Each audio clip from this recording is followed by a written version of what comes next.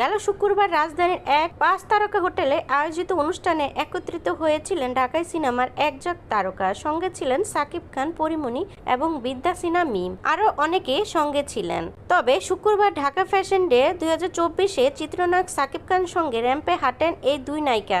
সেখানে মিম পরীকে বেশ হাস্যোজ্জ্বল অবস্থায় দেখা যায়। এরপরই খবর রটে মিমের কাছে দুঃখ প্রকাশ করেছেন পরী, যে কারণে সবকিছু ভুলে নায়িকাকে ক্ষমা করে দিয়েছেন তিনি।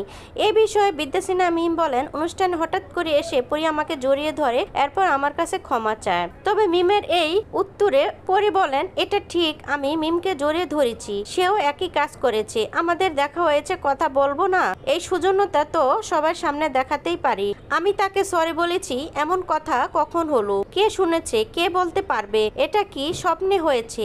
এই তো দেখছি সেই স্বপ্নে খাবার খাওয়া ঘটনার মতো।